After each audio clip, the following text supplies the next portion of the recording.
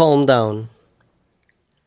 That's a phrase that has calmed exactly 0 people in the history of humankind, especially when it's being yelled at us or when we are the ones yelling it at someone. Why is it that we use such an inefficient strategy? What if I told you that there are simpler, kinder, more effective ways, not only to help others calm down, but perhaps more importantly, to help calm ourselves?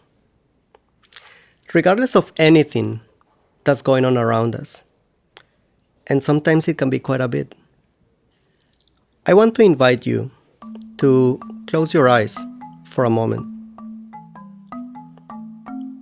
And imagine a 14-year-old 8th grader who has flunked school and needs to repeat 8th grade all over again.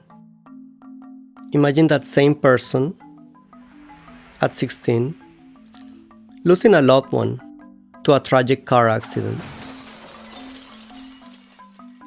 Imagine that person later, at 18 years old, discovering an infidelity in their first sentimental relationship. At 22, trying to get through university within the boundaries of a precarious financial situation. The stressors, the expectations, weighing heavy on this person's shoulders.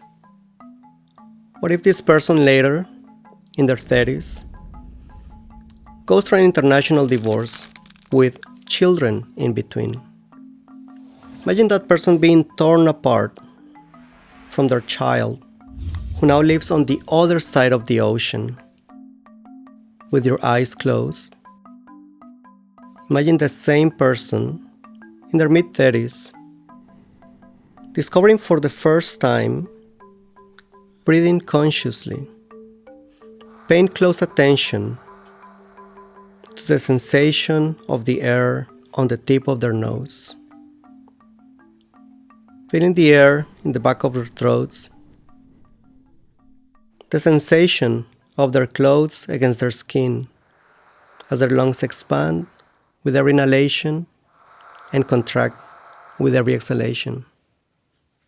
Imagine this person with the tools, the perspective, the resilience gained by simply being able to breathe through the ups and downs that life brings to all of us. Imagine this person with the ability to simply be less reactive. Feel free to open your eyes and look at this person. And I so wanted to be next to my daughter, but there was a court and a judge and an ocean, 5,000 kilometers, 3,100 miles between us. Sundays changed for me. They were no longer about going with my daughter to the park to meet up with friends or learn how to ride a bike. I remember one day walking up Diagonal Avenue in Barcelona, seeing a girl about 5 years old, long black hair, happily riding her bicycle, just like my daughter. I started weeping right there and then. My daughter had just moved back to the States a few months prior, after I lost custody on what was, as it is often the case, yet another ugly divorce. For many months, I would have serious panic attacks. I was depressed. I didn't know if I would see her again. I was overwhelmed through the grief, not only that my marriage had failed, but the uncertainty about my relationship with my daughter. Life is full of ups and downs. And I used to categorize the downs, the stressors, as adult-only issues. But if we take a moment to reflect, the truth is that we have stressors throughout our lives, regardless of age, gender, socioeconomic status, belief system. Through this crisis, I came to identify with a quote from Matthew Quick that read, "The world will break your heart 10 ways to Sunday, that's guaranteed." And having what at the time was an immense sense of impotence and uncertainty and a broken heart, I found myself with no access to effective tools to navigate all those emotions.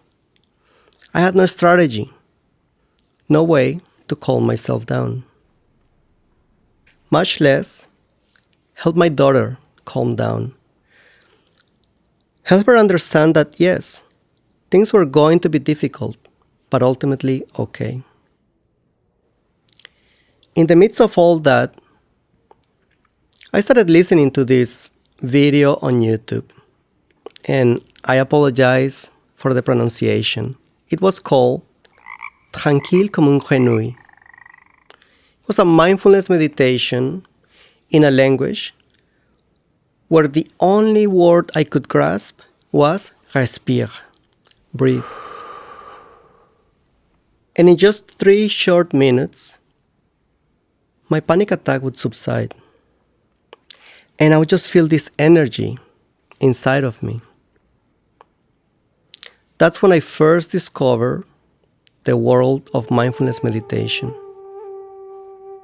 The second time I went through a divorce, I was lucky to be able to count on the benefits that mindfulness meditation has to offer. I was less reactive. I was able to focus more clearly on where exactly I wanted to spend my energy and my time. I was able to continue being an involved father of 2, despite the hardships that we were all going through. I discovered that I could focus my attention purposefully on breathing, and by doing so, all the clutter, all the chatter, all the noise, the negative narrative inside my head would go away. I discovered that I could focus again. I could move away from merely reacting to the events that were happening to me around my life and choose how to act based on my values, on my needs, on my children's needs. I discovered that I didn't have to find a guru or a master someplace far away to find a quieter place inside of me. I just needed to practice mindfulness meditation like a child practices riding a bicycle. Now, when we talk about emotions, when we're dealing emotionally with a situation, we need tools in our own native language.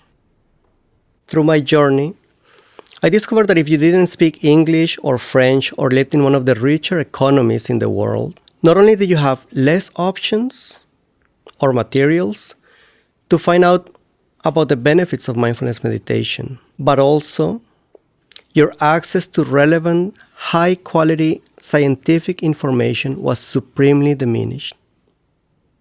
That felt unfair. Almost all of the content I found was primarily in English and not available in Spanish. Why does the Spanish-speaking world have to wait so much longer to benefit from the positive effects of mindfulness, both for our mental and physical health? What can we do to bridge that gap? A study conducted by the WHO in 2017 found that in Latin American countries of low and medium income status, almost exclusively all Spanish-speaking, there are only between 2 to 6 mental health care professionals per 100,000 people.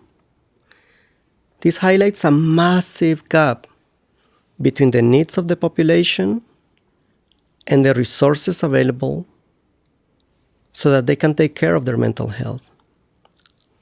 Let's bear in mind that there are over 400 million Spanish speakers around the globe. In the journey of facing difficulties, I'm not alone.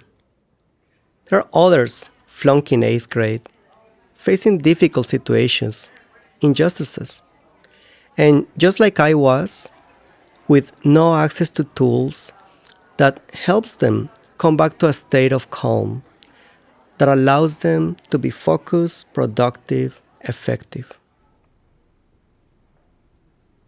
Being born and raised in Colombia, I felt a profound urge to share with the entire Spanish speaking community what I had learned along the way. In its simplest form, mindfulness meditation is the practice of focusing your mind's attention on something in particular, such as your breath. Through scientific inquiry, we humans understand what is it about this practice, what is it about this ancient tradition that actually helps us calm down, appease our minds. So in 2017, I decided I was going to do my part to help people in my community around the world calm down, to help them navigate their own ups and downs. So I embarked on democratizing mindfulness meditation to Spanish speakers around the globe. When I ran roundtables in Colombia to find out what is it that people do to calm themselves down, to take care of their mental health, one girl described signing up for a mindfulness meditation class. The class was on Saturday mornings at 9 a.m. She lived on the other side of town, so for her, taking care of her mental health meant not being able to do activities with her friends on Friday evenings because you have to get up at 6:45 in the morning to make it to class on time. The class was 2 hours long.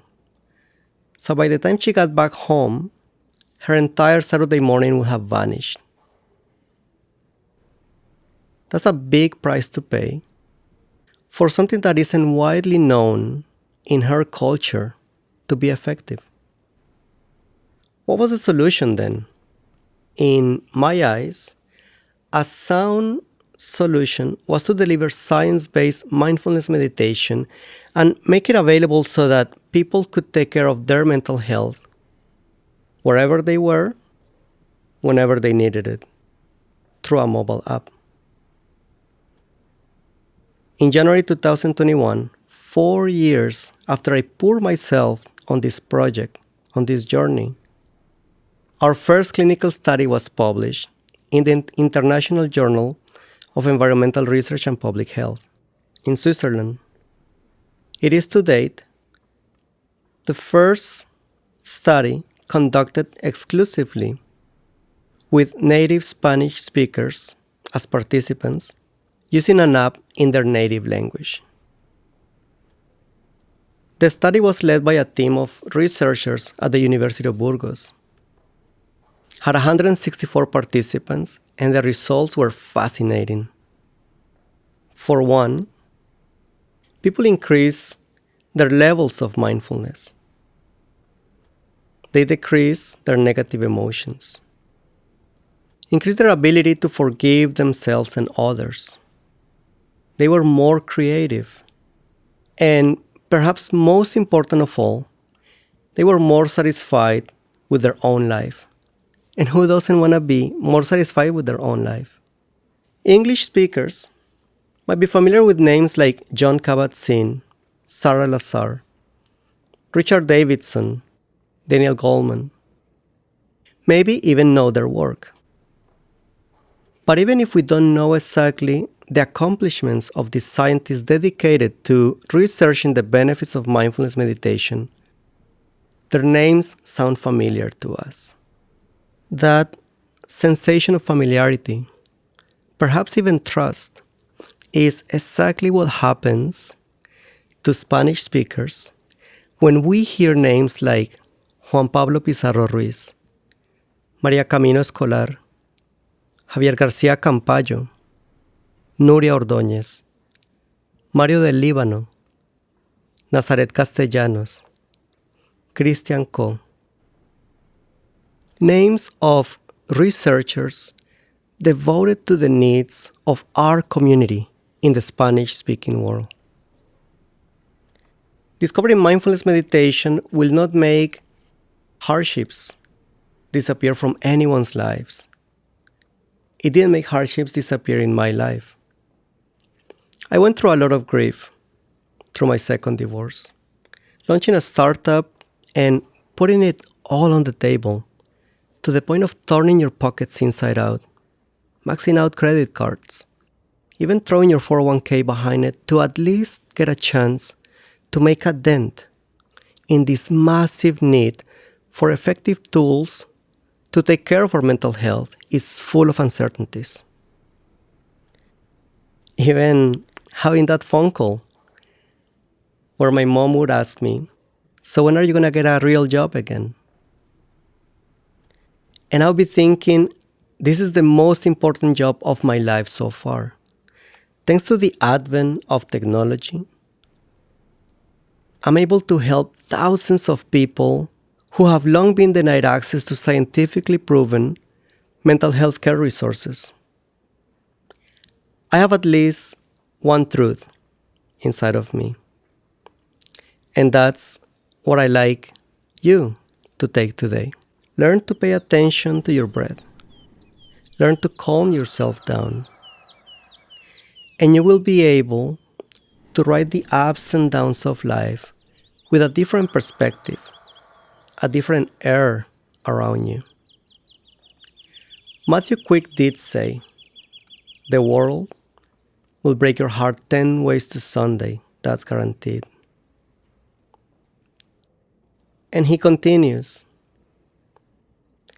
"And I cannot explain that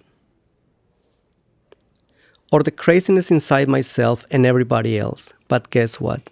Sunday is my favorite day again." There will be times when we lose ourselves, when things seem so impossibly difficult, when things seem lackluster, even things we really used to enjoy. And when our hearts break, things will most likely never be the same. But that doesn't mean they cannot be good again. I still go through hardships in my life, of course, and I see others go through them. But the way I react to those hardships has drastically improved. The last time my daughter got sick from the anxiety of boarding a plane alone, instead of telling her to calm down, I embraced her and said, "Breathe. Thank you."